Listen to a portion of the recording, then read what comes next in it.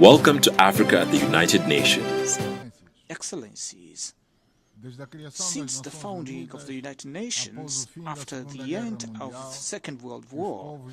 the people of our planet have longed for peaceful coexistence on a global scale, believing that episodes that could jeopardize universal harmony, peace, security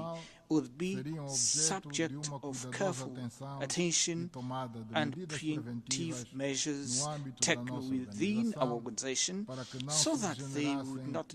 degenerate into conflicts and wars that would revive the distressing moments experienced during the period from 1939 to 1945.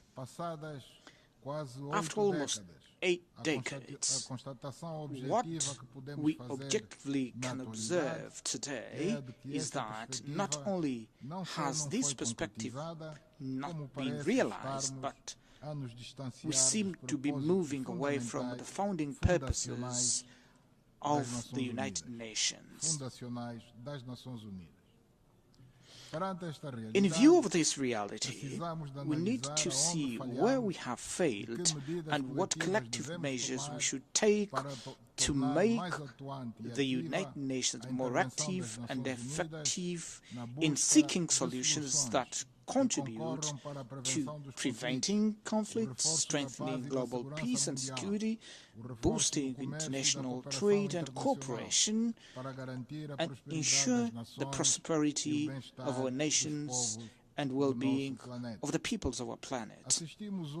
Today we are witnessing an attempt to undermine, ignore, or even to replace the role and importance of the United Nations in resolving the major issues that afflict humanity, particularly those related to universal peace and security.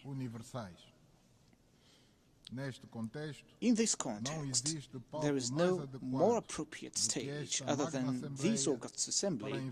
to reverse this reality and to accept the urgent need to reform this institution with a special emphasis on adapting the Security Council to the realities of the contemporary world. Its current format and composition still reflects the post-war reality that has been largely overtaken by time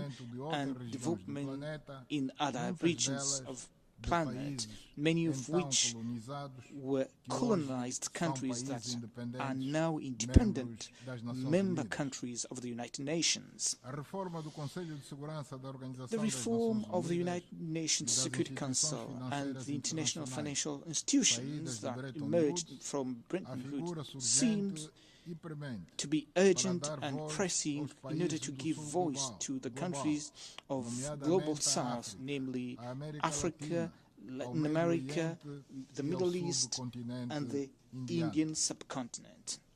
The imperative of multilateralism must prevail as the only framework truly capable of safeguarding the common interest of all humanity, within which we must reaffirm our resolute commitment to diplomacy, inclusive dialogue, and the use of peaceful means to resolving conflicts. It is within this spirit that the Republic of Angola is deeply committed to the process of seeking solutions to conflicts in Africa. Notably, the greatest efforts at this moment is focused on the conflict prevailing in East Democratic Republic of the Congo, without neglecting those occurring in Sudan and in the Sahel region.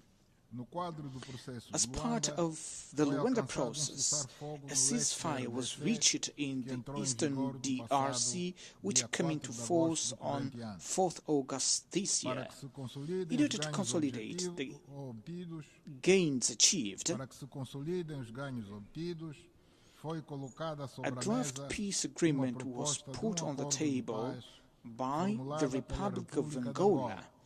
involving the Democratic Republic of the Congo and the Republic of Rwanda. The terms of the said agreement have been discussed by the parties at ministerial level with the aim of reaching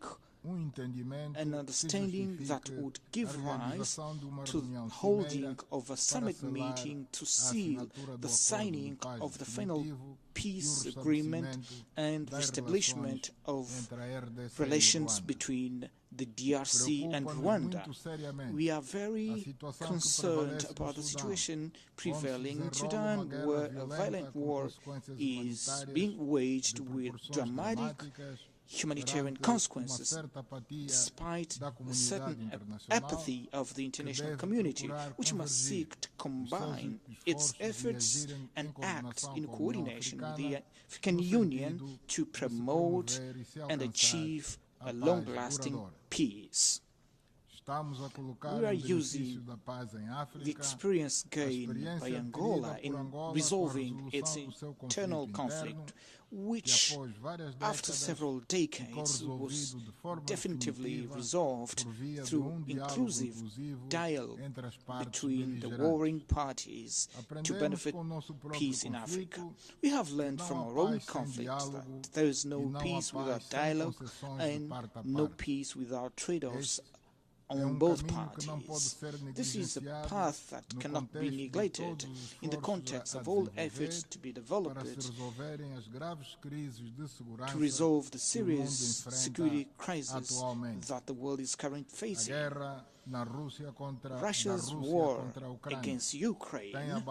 has seriously and profoundly shaken Europe's stability and security, with strong repercussions to the rest of the world in terms of economic stability and food and energy security. We have witnessed a continuous escalation of that conflict, which has been escalating in a worrying manner with devastating effects on the internal situation of the warring countries due to the use of increasingly lethal weapons, without these heralding any prospect of solution to that intricate problem. Despite the increasingly sophisticated military and other means being used in the theater of operations, no military victory is in sight in this war, which is likely to spread to the rest of Europe unless a negotiated solution is found based on compliance with the principle of the United Nations, which safeguard the sovereignty of states, the indivisibility and territorial integrity of the countries. Failure to uphold the principles of the United Nations Charter is at the root cause of many of the problems and tensions that are proliferating throughout our planet, where particular geopolitical interests and ambitions, contrary to the values advocated by the international community, often affect the security and stability of entire regions of our planet. In the Middle East, we have witnessed and condemned the killing and kidnapping of defenseless Israeli civilians on the 7th October last year. As a result of that, although Israel has the right to protect its territory, to guarantee the safety of its citizens, and to seek to rescue the hostages whose whereabouts are still unknown, it should do everything it can to prevent the genocide that the world is witnessing live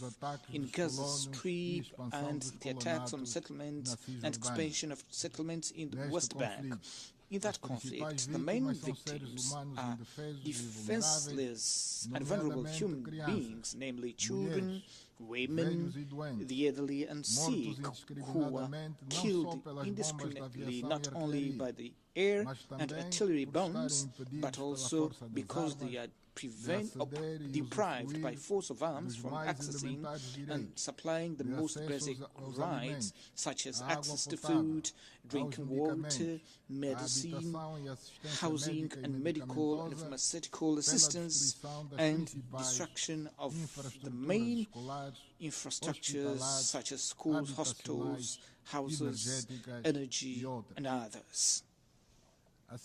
We are witnessing the death of alarming numbers of journalists from international networks, UN employees and workers from international humanitarian organizations, which is unacceptable and condemnable.